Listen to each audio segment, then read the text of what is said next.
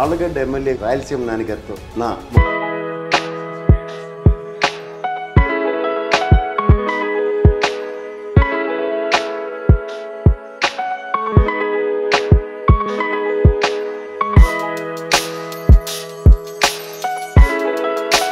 నియోజకవర్గానికి దాదాపు 1680 కోట్ల రూపాయలతో మా కాన్స్టిట్యున్సీలో డీబీటీ నాన్ డీబీటీ కింద ప్రజల పట్ల ప్రభుత్వానికి ఇంత బాధ్యత ఉందని చెప్పి తెలియజేయడం జరుగుతుంది. అభివృద్ధికి ఎన్ని కోట్లు అంటే ఎంత చెప్పగలరు? పిఆర్కి ఆర్ఎన్బికి సంబంధించేసి అది కాకుండా సుమారు దాని విలువనే 140 కోట్లు. ఈ 5 yearsకి మీరు ఇన్స్టంటేనియస్గా పెట్టుకున్న ఛాలెంజ్ ఏంటండి? 2019లో ఎన్నికల్లో నేను నా పర్సనల్గా ఈ ప్రాంతానికి సంబంధించి నేను చేస్తా అన్న 3 కార్యక్రమాలు ఈరోజు తెలుగుగంగ మెయిన్ కెనాల్ని 25 కోట్ల రూపాయలతో ఆధునీకరించి రైతులకి నీళ్ళు అందించడం జరుగుతుంది. చంద్రబాబు నాయుడు గారి ఆలోచన ఇలా ఉండిందంటే గ్రాస్ రూట్ లెవెల్ నుంచి స్ట్రెంగ్తన్ చేసుకుంటా పోతున్నారు. ఈరోజు ఈసారి మీరు అంటే వ్యక్తిత్వ హననానికి పెట్టింది పేరేం తెలుగుదేశం, వ్యక్తులను హననం చేసే ప్రాసెస్లో ఈసారి మీ ఫ్యామిలీని కూడా డైరెక్ట్గా హననం చేస్తున్నారు. చాలా దారుణమైన పరిస్థితి అండి. గతంలో మా ప్రాంతంలో ఈరోజు నేను పెట్టిన కేసు కాదు కదండి, తెలంగాణలో జరిగిన కిడ్నాప్ కేసు నేను పెట్టానా అండి? ఆ రాష్ట్రంలో ఎందుకు పెట్టారండి? అక్కడ మేము కాదు కదండి. నువ్వు తప్పు చేస్తేనే కదా పెట్టింది. మైకులు ముందర పెట్టంగానే 40 ఏళ్ళలో మా అమ్మ మీద లేని అలిగేషన్స్ నువ్వు ఈరోజు చేస్తే ప్రజలు నమ్ముతారని నువ్వు అనుకుంటున్నావు. ఆ రోజు చంద్రబాబు నాయుడు గారు చెప్పిన మాట ప్రకారం బేషరతు రుణమాఫీ చేశాం కదమ్మా. ఆ రోజు చంద్రబాబు నాయుడు గారు చెప్పినట్టు అని అడిగి ఓట్లు అడగచ్చు కదండి. ఎందుకు అడగలేకపోతున్నారు? మీ నియోజకవర్గంలో మీరు ఎంతమందికి సెంటున్నర భూమి, సెంటు భూమి? సార్ 55,400 మందికి మా కాన్స్టిట్యున్సీలో నేను ఇళ్ల పట్టాలు ఇవ్వడం జరిగింది. దాదాపు 5400 మెంబర్స్ దానిలో ఇల్లులు కట్టుకుంటున్నారు బ్రహ్మాండంగా. ఇది జగనన్న గారు ఈ సెంటు భూముల్లో ఏం చేసుకుంటారని అవహేళన చేసిన వాళ్ళకి సమాధానం ఇది.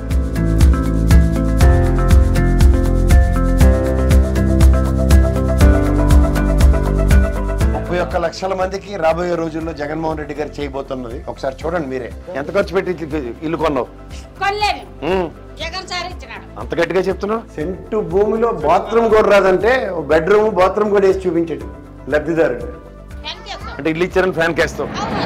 ఈరోజు నేను ఆలగడ్డ ఎమ్మెల్యే గారితో ముఖాముఖిలో మనకందరికీ తెలిసిన ఉభయ గోదావరి జిల్లాల నానిగారు, కృష్ణా జిల్లాల నానిగారులే తెలుసు, కానీ రాయలసీమ నానిగారితో నా ముఖాముఖి. నమస్తే సార్. నమస్తే. మీ బిజీ స్కెడ్యూల్లో మాకు విలువైన టైం ఇచ్చినందుకు చాలా థ్యాంక్స్ సార్. మీ ఆలగడ్డ నియోజకవర్గం it's the legacy of Gangula. ఎందుకంటే మీ తాతగారు తిమ్మారెడ్డి గారి దగ్గర నుంచి తీసుకుంటే, అలాగే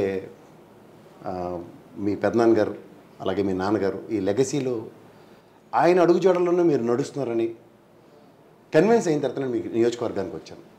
ఎందుకంటే నాకు తెలిసి మీ నాన్నగారి ప్రస్థానంలో ఆనాటి పంచాయతీ సమితి ప్రెసిడెంట్గా ఉంటూనే పనికి ఆహార పథకం ఆమె దగ్గర నిజంగా ఆ రోజు అన్నం పెట్టి పని చేయించుకునే రోజుల్లోనే ఇక్కడి నుంచి గుంటూరుకి దగ్గర 52 కిలోమీటర్ల రోడ్డుని వేసిన ఉదంతం నుంచి ఇవాళ అహోబిలం రోడ్డు అన్నదానికి కర్త కర్మక్రియ.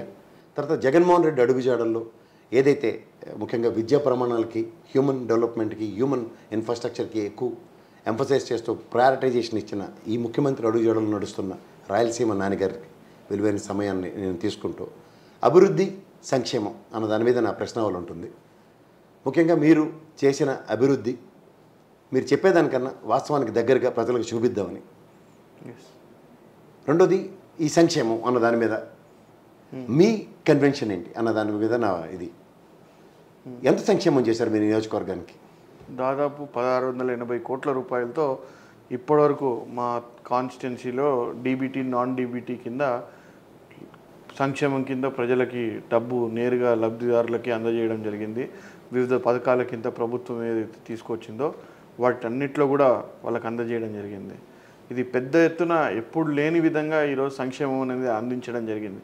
ఈరోజు రైతులకు సంబంధించి కానీ, విద్యార్థులకు సంబంధించి కానీ, మహిళలకు సంబంధించి కానీ ప్రతి ఒక్కళ్ళకు కూడా అంటే గవర్నమెంట్ ఎంత అకౌంటబుల్గా ఉంటుంది అనేది ఈరోజు జగన్మోహన్ రెడ్డి గారు ప్రూవ్ చేశారు.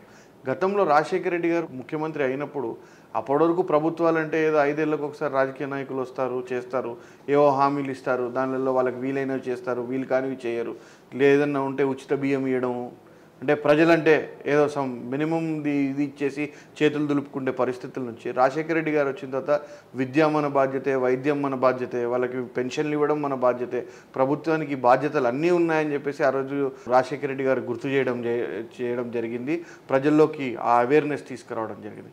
ఈరోజు జగన్మోహన్ రెడ్డి గారు ఇంకొక 4 అడుగులు ముందరికేసి ఈరోజు ప్రతి ఒక్క విషయంలో కూడా ప్రభుత్వం ఒక బాధ్యతని ప్రజలకి మరింత చేరువుగా తీసుకెళ్లడమే కాకుండా ప్రజల పట్ల ప్రభుత్వానికి ఇంత బాధ్యత ఉందని చెప్పి తెలియజేయడం జరుగుతూ ఉంది. ఈరోజు విద్య కానీ, వైద్యం కానీ, ఆ రోజు ఆయన రాష్ట్రం దీన్ని ఉద్దేశంలో పెట్టుకుని రాజశేఖర రెడ్డి గారు చేశారు. ఆయన ఉన్న 5 ఏళ్ల టెన్యూర్లో ఇంకా ఆయన బతికుంటే ఆ టైంలోనే ఈ కార్యక్రమాలన్నీ కూడా ముందరకు వచ్చేవేమో, కానీ మన దురదృష్టవశాత్తు ఆయన చనిపోవడం జరిగింది.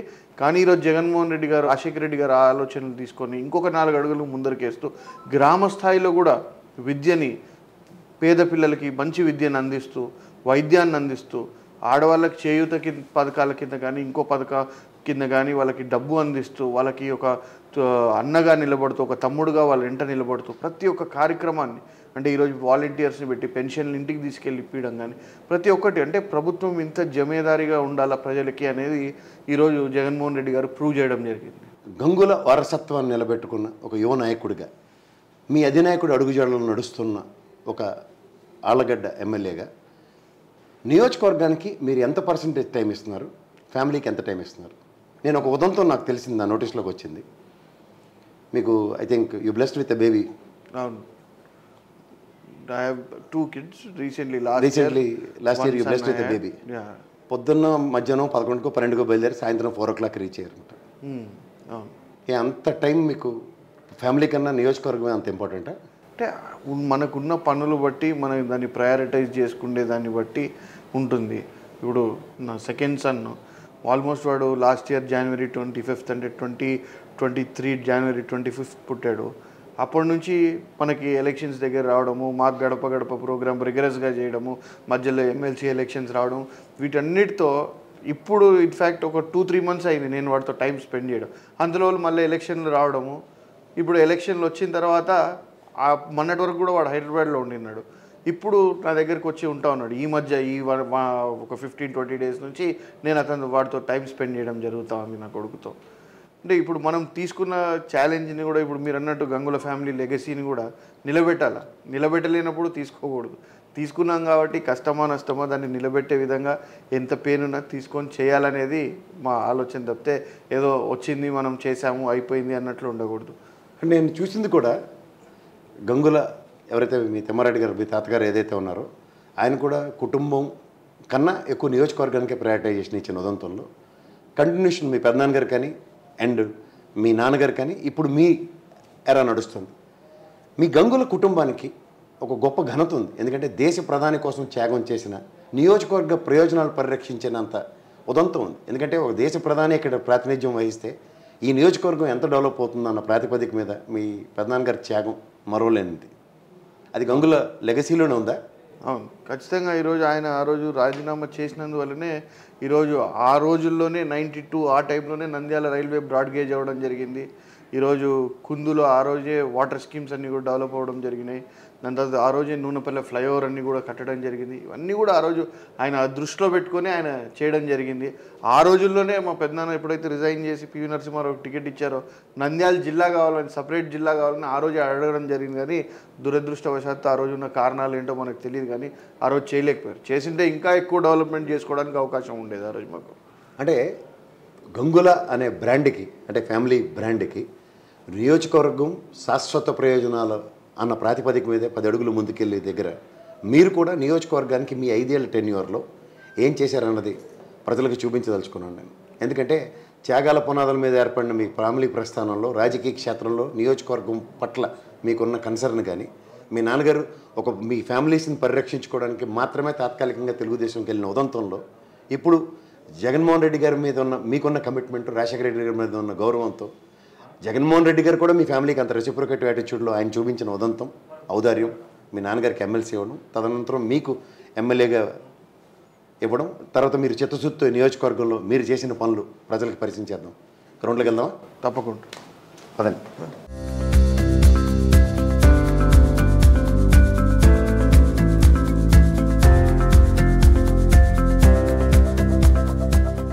ఇందాక అడిగిన అభివృద్ధి చూపిస్తున్నారు. మొదట మనం ఎక్కడి నుంచి ప్రయాణం స్టార్ట్ చేద్దాం? మొదట మనము ఇక్కడ ఆళ్ళగడ్డ టౌన్లో ఒక indoor stadium, degree college, Allagadda health centre ఏర్పాటు చేయడం జరిగింది. 50 బెడెడ్ చేయడం జరిగింది. అవి చూసుకుంటూ అహోబిలం రోడ్ చూద్దాం. అహోబిలం రోడ్ చూసిన తర్వాత మీకు ఇంకా ఏమైనా చూపించాలంటే అహోబిలంలో జరిగిన డెవలప్మెంట్ కూడా చూపించడం జరుగుతుంది. అదేవిధంగా జరుగుతున్న డెవలప్మెంట్స్ కూడా మీకు అన్నీ కూడా మీ దృష్టిలో పెడతాం. పదండి.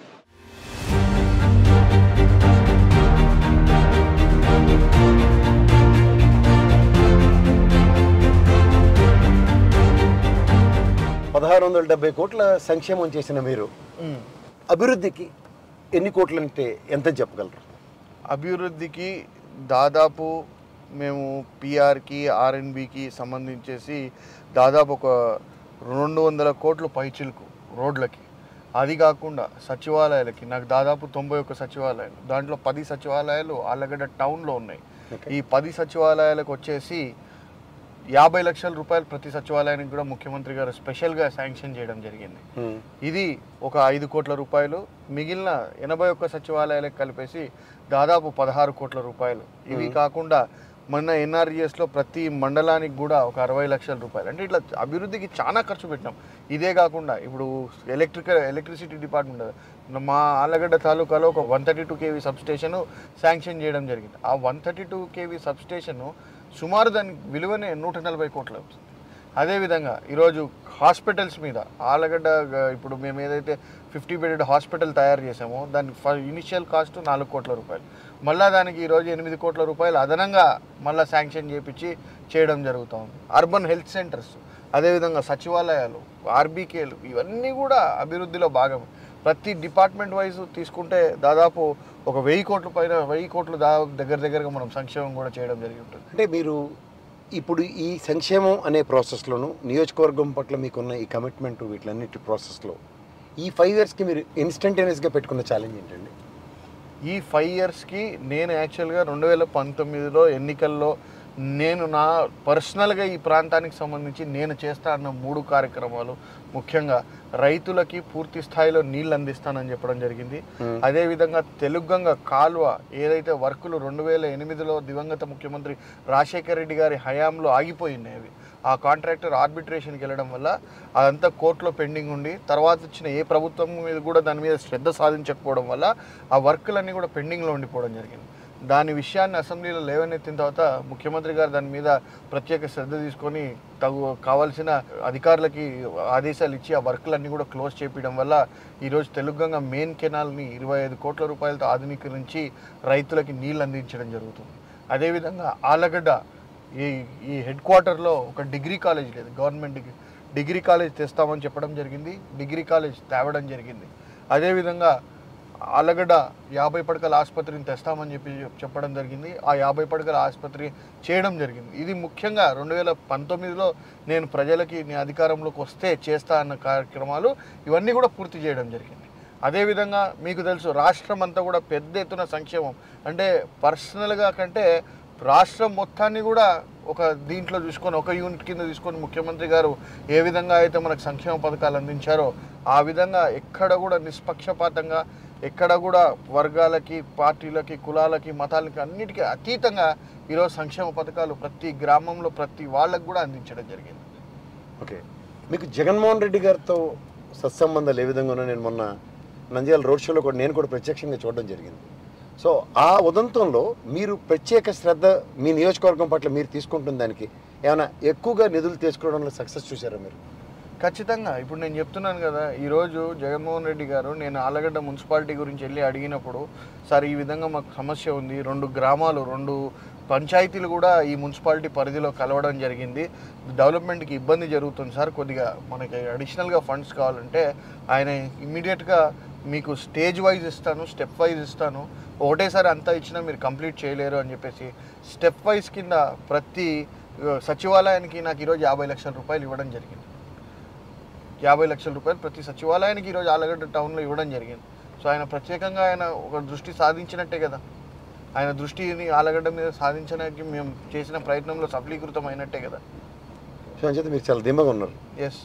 రెండోది, ఇప్పుడు నేను ఇందాక అడిగిన ప్రశ్న కంటిన్యూషన్ అడుగుతున్నాను. ఈ 5 years టెన్యూర్లో నెక్స్ట్ టాస్క్ మీరు ఫస్ట్ ప్రయారిటీగా as soon as you becomes the second stint MLA అయిన వెంటనే దేని మీద, ఏ నియోజకవర్గంలో ఉన్న మీ గ్రామాల్లో దేని మీద ఎక్కువ ఫోకస్ చేద్దాం అనుకుంటున్నారు? నెక్స్ట్ 5 yearsలో నేను ఎమ్మెల్యే అయిన వెంటనే ముఖ్యంగా నా దృష్టిలో ఉన్న ఈ మార్కెట్ యార్డ్ కొత్తగా వచ్చిందా సార్? ఇది ఓల్డ్ మార్కెట్ యార్డే 2010 ఆ టైంలో కన్స్ట్రక్షన్ చేయడం జరిగింది. నేను ముఖ్యంగా నా మెయిన్ అజెండా అంతా కూడా దేని మీద ఉంటుందంటే నెక్స్ట్ 5 yearsలో మాకు ఈ ప్రాంతం మొత్తం కూడా వ్యవసాయం మీద ఆధారపడిన ప్రాంతం. ఈ కర్నూలు జిల్లాలోనే హయ్యెస్ట్ ఇరిగేటెడ్ ల్యాండ్ ఉన్న ప్రాంతం ఆలగడ్డ తాలూకా. అది గర్వంగా చెప్పుకోవచ్చు. రెండు కూడా ఇటు కేసీ కెనాలు, తెలుగు గంగ రెండు కూడా మా ప్రాంతంలో పారుతూ ఉంటాయి. రైతులందరూ కూడా ఎంతో సుభిక్షంగా రైతాంగం కూడా ఎంతో సుభిక్షంగా ఉంటుంది మా ప్రాంతం. కాబట్టి వాళ్ళకి సంబంధించి ఒక్క ఇండస్ట్రియల్ ఏదైనా ఆగ్రో ఇండస్ట్రీ మాకు గవర్నమెంట్ ల్యాండ్ కూడా ఉంది. ఇక్కడ కృష్ణాపురం అనే విలేజ్ దగ్గర దాదాపు 400 ఎకరాలు 300-400 ఎకరాలు గవర్నమెంట్ ల్యాండ్ కూడా ఉండడం జరుగుతుంది. అక్కడ ఇలా మనకి ఒక ఇండస్ట్రియల్ పార్క్, ఒక దీనికి సంబంధించిన ఒక ఇండస్ట్రీని డెవలప్ చేయాలని చెప్పేసి నాకు ఒక ముఖ్య కోరిక ఉంది. అది ముఖ్యమంత్రి గారికి కూడా చెప్పడం జరిగింది. ఆయన కూడా సానుకూలంగా స్పందించారు. రేపు రానున్న కాలంలో తిరిగి మళ్ళీ ఎలక్షన్ అయిపోయిన తర్వాత ఇక్కడ గెలిచి తిరిగి గవర్నమెంట్ వచ్చిన వెంటనే అక్కడ ఒక అగ్రికల్చరల్ పార్క్ ఒకటి ఏర్పాటు చేయాలనేది నా ముఖ్య ఉద్దేశం. అలాగే నేను చూస్తూ ఉంటే కూడా ఇక్కడ శిల్ప పరిశ్రమకు చాలా కుటీర పరిశ్రమలాగా చాలా ఉంది. తర్వాత యాదగిరిగుట్టకు కూడా మా తెలంగాణలో ఇక్కడి నుంచే శిల్పాలు చెక్కి పంపించారు. ఇప్పుడు యాదగిరిగుట్టకు కాదు, ఇప్పుడు అట్లాంటాకు కూడా ఒక గుడిని పూర్తిగా ఇక్కడే తయారు చేసి దాన్ని పూర్తిగా ఇక్కడే అసెంబుల్ చేస్తారు. టెంపుల్ని అసెంబుల్ చేసి అక్కడ నుంచి వాళ్ళు ఆర్డర్ ఇస్తారు, ఫొటోస్ పంపిస్తారు. ఇక్కడ పూర్తిగా అసెంబుల్ చేసిన తర్వాత వాళ్ళు వచ్చి ఇక్కడ విజిట్ చేసి ఆ టెంపుల్ని ఓకే చేసుకొని మొత్తం మళ్ళీ దాన్ని డిస్మాంటిల్ చేసి షిప్లో దాన్ని తీసుకొని వెళ్ళడం జరుగుతుంది. మళ్ళీ తీసుకొని వెళ్ళి అక్కడ మళ్ళీ అసెంబుల్ చేస్తారు. ఇప్పుడు అట్లాంటాలకి ఒకటి రెడీ అయింది. మొన్న అట్లాంటా నుంచి వాళ్ళందరూ కూడా వచ్చి అక్కడ నుంచి పూజారులు అందరూ వచ్చి దాన్ని విజిట్ చేసి చూడడం జరిగింది. చూసి కన్ఫర్మ్ చేసి ఇప్పుడు నెక్స్ట్ మంత్ షిప్మెంట్కి రెడీ అయింది. ఇప్పుడు ఆ పరిశ్రమ మీద మీరు ఏమైనా ఫోకస్ చేస్తారా?